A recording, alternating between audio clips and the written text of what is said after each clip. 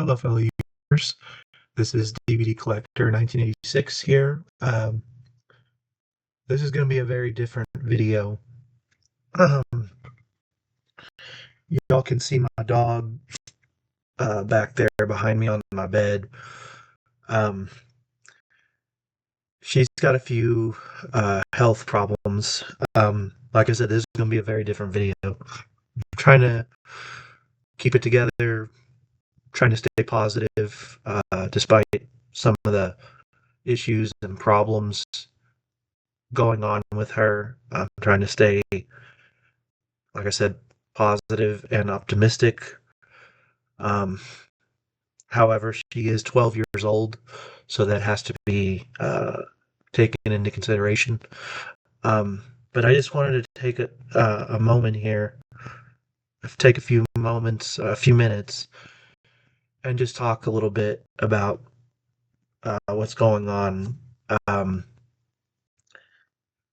I watch a lot of videos on YouTube of other people that they collect movies, they talk about movies, they do movie reviews, and they talk about the latest 4K and Blu-ray special edition releases and stuff like that. And those of you familiar with my channel, I haven't made a video in a while, but that's kind of what I do on my channel.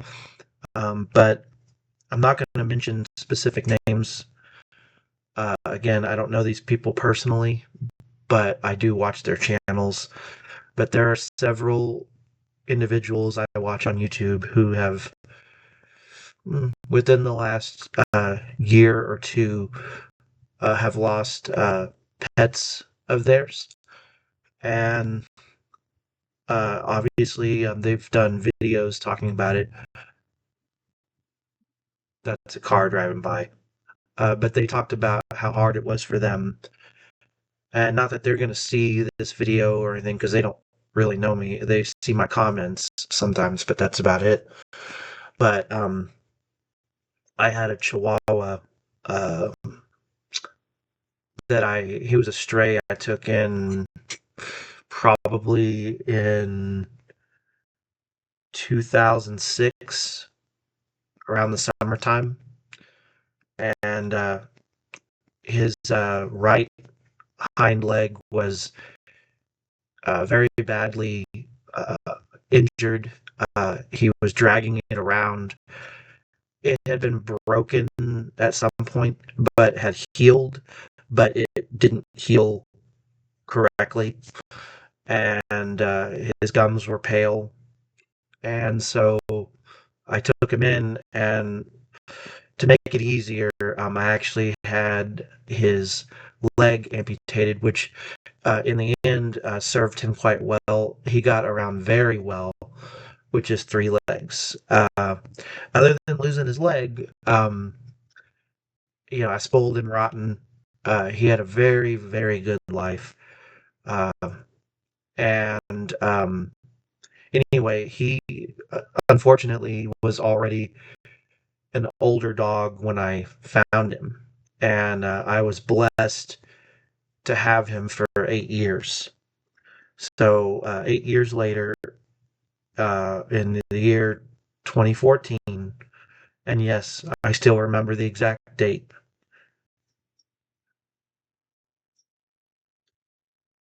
August 21st, 2014.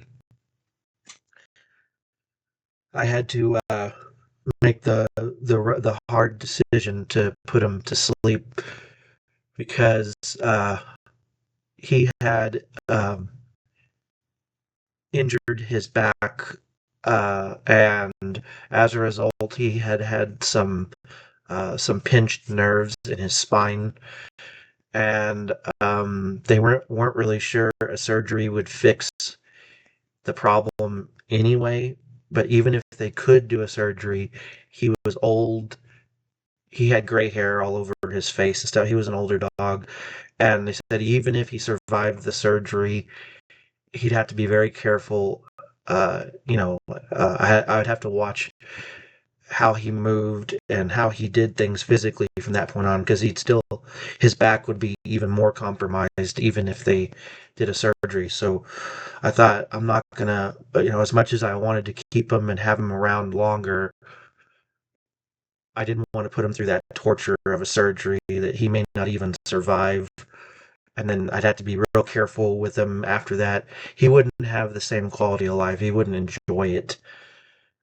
And on top of everything else, after he injured his back, he was writhing in pain for about 8 weeks. And I tried steroids. They gave me all kinds of medications, prednisone steroids, painkillers. But all those medications were doing was masking the symptoms. It wasn't actually fixing the problem.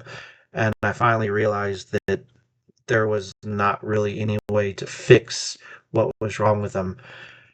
But when he wasn't in pain, he acted normal. But as soon as the pain would come back, he would be yelping in pain. So this may sound weird, but when you've heard either an animal or a person uh, writhing in pain uh, for an extended period of time, you kind of develop for lack of a better word, you almost develop a kind of like a PTSD from it. So now, um, I put him to sleep, and it's been 12 years, but to this very day, anytime I hear an animal yelping or in verbalizing that they're in pain in any sort of way, I kind of go back to where I was when that dog was not doing well. So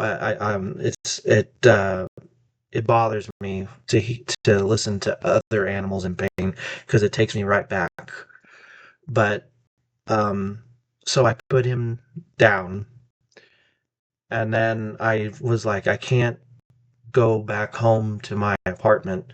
I was single. I don't have any kids, so I was like, I'm gonna go home to this empty apartment, and even though I don't have to worry about that dog anymore, obviously, I'm really sad that he's gone, and I'm just gonna sit there and I'm gonna think about it the whole time, which isn't necessarily a good thing.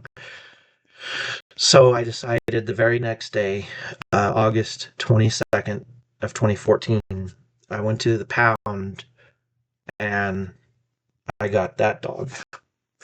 I named her Beth, and I've had her for 12 years now. When I was at the pound, really, I went in there with the intention of getting a smaller dog about the same size as my other dog, which was a Chihuahua. So I was looking for a smaller dog. But as soon as I saw her, uh, it was over because she gave me that sad puppy face. And they told me that she had been there for some time. She had all her shots and she was ready to be adopted and taken home that day. But she had been there for so long that they said that if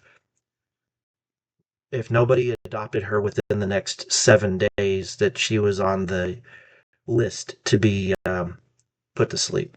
So I looked at her and I said, nope, not this dog, not today. So I took her home, and I found out later that someone else had actually tried to adopt her. They took her home, and then eventually they brought her back to the pound and left her there, and they never came back to get her. I have a theory on that. I think they must have taken her to the vet, whoever that previous person was that tried to adopt her, and they probably did some blood tests, an examination, and I think maybe they found something wrong with her that was a permanent illness or some kind of medical flaw that she would probably have for the rest of her life, and they probably didn't want to deal with that. Uh, so they brought her back and just never came back to get her. Well, I ended up taking her, and when I got her, she was 6 months old, and she had this issue where she would once or twice a week she would throw up, but she wouldn't throw up food. She would just throw up a puddle of yellow stomach bile and nothing else. I didn't know then what I know now, and that's that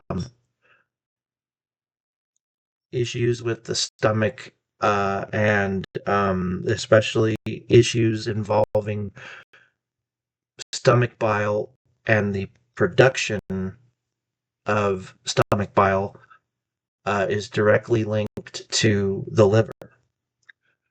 So, my point is that she may have had this issue all along since day one when I first got her. Now, you're asking, what condition are you talking about? Well, fast forward to now, I've had her for 12 years. She's 12 years old. Um, Basically, I had her teeth cleaned a couple of years ago because she had some plaque buildup. And at the vet that I take her to, when they clean the dog's teeth, they do free blood work where they'll do a full panel. And of course, if they see anything suspicious or out of the ordinary in the blood work, they tell you. So I had uh, no idea until after they did the blood work. They called me and said, we cleaned her teeth. Her teeth are good now. She's good to go. However, they said in her blood work, we did notice that her liver enzymes were elevated and her liver's working a little too hard. And so here we are about 2 years later. She still has elevated liver enzymes. We've tried medications like Denamarin, which is a prescription medication that the vet gave me. It's supposed to help lower elevated liver enzymes. It's supposed to give them liver support. I've tried that. It kind of worked, albeit slowly, but it didn't seem to lower her liver enzymes enough. However, it did work a little bit. Um, and then um, every time, you have to keep taking the dog back and they keep testing to see where the liver enzymes are at. And every time I would take her back for a blood test, her liver enzymes would, they'd either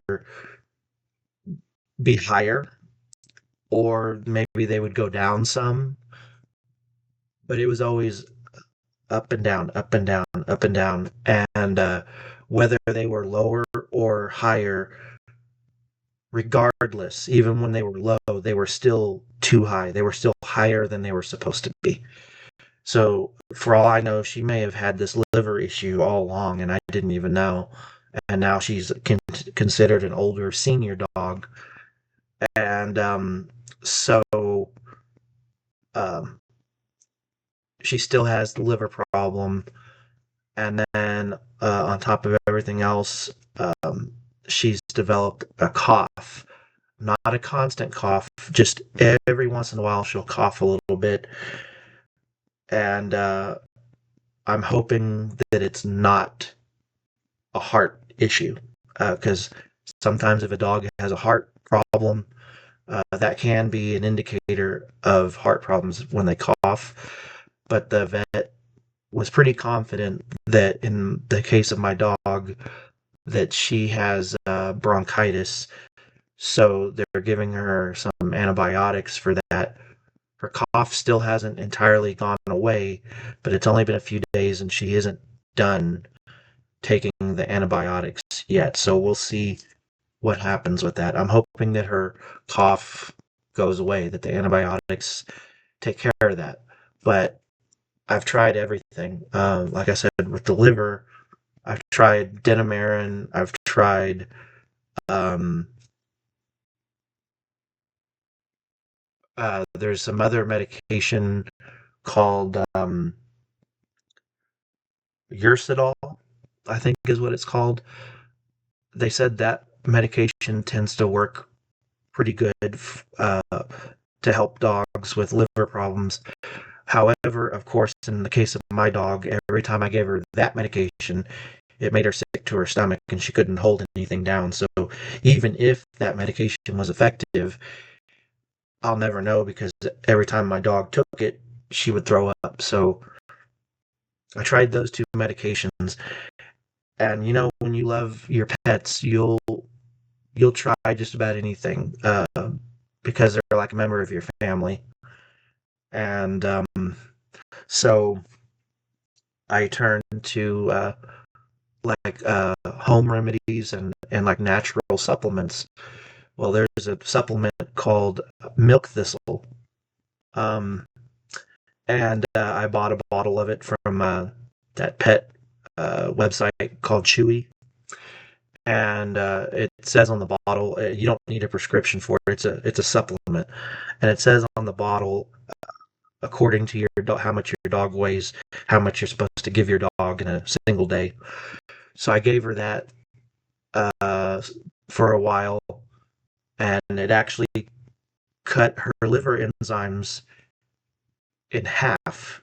Just so you know, her liver enzymes, when I found out, they were in the 400s. I think it's the ALT reading, which is the overall. It's the main enzyme that kind of indicates how hard the liver is working. 400 is pretty high. However, there are dogs that have lived that have had their liver enzymes as high as 2 or 3,000. But my dog's liver enzymes were at 400, and then eventually, after a while, I kept taking her back, and they got higher and higher, and they got to be almost at 1,000. It was in the high 900s. So that's when I'd already tried the prescription stuff. So then I tried the milk thistle, and then about a month or two later, I they tested her again, and then her liver enzymes went down to like 500 and something. So it cut the liver enzymes almost in half, but it didn't bring them back down to 400, and even 400 is still high. So they were still high. They got better, but they were still elevated, higher than they needed to be. So um, I kept giving her the milk thistle, and I was hoping and praying that if I gave it to her for a while, that eventually it would lower the enzymes in her liver even better, and that would help her. Well, I took her back to the vet again. Well, the vet actually comes to my house, and so she had her yearly appointment a few days ago, and they drew some blood and tested it, and now her liver enzymes are about 750. So even though I was giving her the milk thistle, and it did lower the enzymes at first, now they seem to be going back up. So I've changed her diet, what she eats. I've been putting natural remedies and different things, mixing things into her food that are safe for dogs to eat if they have certain health issues. And I'm doing everything I can. I'm trying everything I can, hoping that something or several things I'm doing will eventually do the trick and help her. But it is sad, and it can be difficult and disheartening at times because it seems like no matter what I try, her liver enzymes just won't go back down. And now the vet thinks that my dog might have Cushing's disease, which is where your dog's body produces too much cortisol from the adrenal glands, which the adrenal glands, I believe, are near the kidneys. And cortisol is a stress hormone, so um, it can cause issues with the kidneys, and also it can cause issues with liver enzymes. So is it just old age and liver problems? Is it Cushing's disease? It could be either one, but to confirm for sure that it's Cushing's disease, it's a very expensive test. And even if it comes back positive and she does have Cushing's disease, there's no cure for it. If your dog has Cushing's disease, they're going to have it for the rest of their life. So the best thing you can do is keep them comfortable, as long as they have a good quality of life, as long as they're still able to do what they normally do, and they're able to eat and drink, use the bathroom, and overall, enjoy their life as they normally do. As long as they stay in that state, and you can manage the symptoms, then you can keep them around. It'll be fine, but still you can't. There's no cure for Cushing's disease. And in my research, I found out that Cushing's disease in dogs, not this isn't 100% of the time, but it said 90% of the time when a dog has Cushing's disease, it's because they have a tumor growing on the pituitary gland, and the pituitary gland, whether it's in dogs or in humans, it's in the same place. The pituitary gland is at the base of your brain, so it's part of your brain.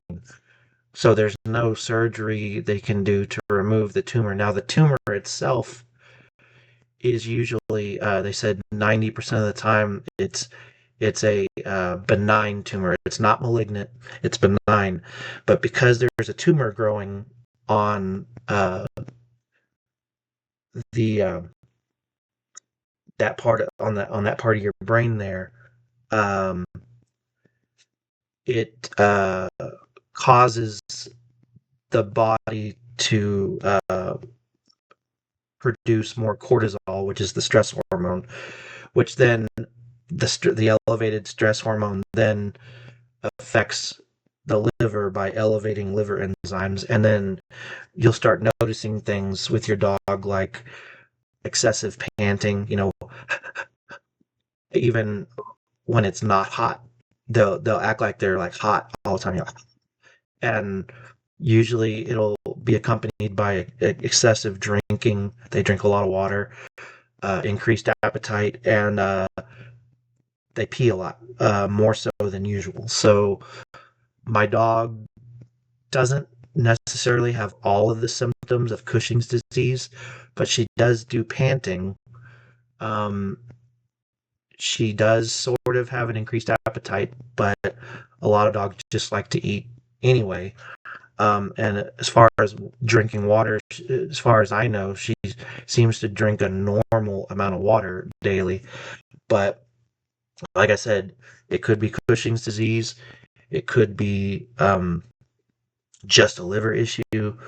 Uh, it could be old age. Who knows exactly what? But the test for Cushing's is extremely expensive. And then even if I was to get the test, for Cushing's, the medication that they would prescribe for Cushing's disease, a lot of dogs get sick from it. Not all dogs, but most. And they said that giving a dog the prescription medication for Cushing's disease is known to cause more stress on the liver, which is why I'm concerned, because my dog already has a liver that's working too hard, and the last thing I want to do is give her a prescription that will stress her liver even more. So you can kind of see where I'm at. I'm doing what I can. I'm doing the best I can. I'm trying to stay calm, cool, collected, and I'm trying not to worry about it too much. The way I figure, as long as my dog is acting normal, as long as she's able to use the bathroom, eat, and drink water, and go outside and walk around, and she's able to do all the stuff she normally does, and she's not acting like she's sick, at least for now. As long as she's that way, I'll just deal with it and manage it. But if it comes to a point where her quality of life starts to decline, she starts acting like she's sick, well, then I'm going to have to make a tough choice, obviously. But I just want to say, um, treat your animals kindly, spend time with them. A lot of people, I don't mean this in a bad way, but they take for granted that they have pets. People, I mean, everybody knows that pets don't live forever, obviously, but eventually, your pets get old, and sooner or later you do have to say goodbye to them. But you don't know when that's going to happen, and it happens at different times for different pet owners, different medical conditions, different illnesses, what have you. But don't take your animals for granted. Every chance you get, pet them, talk to them, spend time with them, treat them nicely, be kind to them, because just like that, circumstances could change. They could get ill, or worst case scenario, there comes a day when you have to say goodbye to them. So don't take your pets for granted. Um, and like I said, I've changed my dog's diet. I've been adding things to her food that are supposed to help. They're natural things that are supposed to help with her liver. Um, different um, herbs and like spices. Flaxseed is one of them, and then there's turmeric. Of course, you have to give them a certain amount based on their weight. But I've been trying all these home remedies and things, and I'm just hoping that one or several of these things will help her. Ultimately, I'm pretty sure I've accepted that whatever health problems that she has, she's going to have them for the rest of her life. So the best I can do is manage the condition, the symptoms, or the conditions if it's more than one thing. And as long as her quality of life is good, I'll keep her around. I love her. I've had her for 12 years. I've had her longer than I had my previous dog for. Um, but, I'm going to fight it. I'm not just going to roll over. I accept it that animals don't live forever. But at the same time, I'm not just going to roll over and take it either. I'm going to fight it. And I um I hope that one or several things that I'm doing actually will eventually work for her. And my ultimate goal is to give her a good quality of life, to keep her healthy, happy, and strong. And uh, if God will bless me with just giving me 3 more years with her, at least, I would be extremely grateful for that. Um, Maybe even 4 years if I'm lucky. And I always say this, and if she lives longer than that, even longer than 4 years, even better, as long as her quality of life is good. But for those of you out there who have lost pets, for those of you who are going through something similar, maybe your dog has an illness or some medical condition, and it just won't go away. It won't clear up. No matter what you do, it doesn't seem to go away. I feel your pain. I know what you're going through. I've been there before. I'm there now. Like I said, cherish your pets. Um, be nice to them. And anyone watching this video, if you could please pray for me and my dog, especially, I would greatly appreciate it. I just would like to have at least 3 more years with her if I could, because then that would mean she'd live to be 15 because she's 12 now. But we don't know what's going to happen, but I'm doing the best I can to deal with the situation. And like I said, I'm trying to not worry too much, not stress, but I wanted to get on here and make a video and talk about this, which is not usually, this isn't what my channel's about, but I just wanted to let y'all know what was going on, and any positive vibes, positive thoughts, prayers, anything of that sort, uh, it would be greatly appreciated. And like I said, say a prayer for me and my dog. And I just wanted to talk about that. So, um, you know, pets are innocent. They they actually love you unconditionally. Human beings are supposed to love unconditionally, but a lot of times humans don't. But dogs do, and so do cats, I guess. I'm more of a dog person, but whatever pet you have, but especially dogs, they love unconditionally. They're always happy to see you. They just want to be where you're at, and they follow you around. And if you spend enough time with them, sometimes they get separation anxiety when you leave or go somewhere because they like having you around. That's what they're used to. So I'll leave it off with this. No matter what happens with this dog, uh, with whatever time I have left, I'm not writing her off just yet, but whatever time I have left, I'm going to be really nice to her. I'm going to, hug her and be be kind to her, be be there, and just be really kind to her, um, so that when the time does come eventually, at least I can say, while I had that dog, I treated her very well. And so my message to everybody watching this video: if you have pets, treat them nicely and be kind to them, because you never know when they're going to get sick or when you're going to have to say goodbye, that kind of thing. So be nice to your animals. And I have to say, someday when I no longer have this dog, I'm probably not going to get any more because it's too hard. Um, and I've taken care of a lot of animals over my lifetime so far. I've done more than my fair share of looking after animals. And so for my well-being, uh, I probably won't get any more pets after this. So uh, say a prayer for me and my dog, and I would really appreciate it.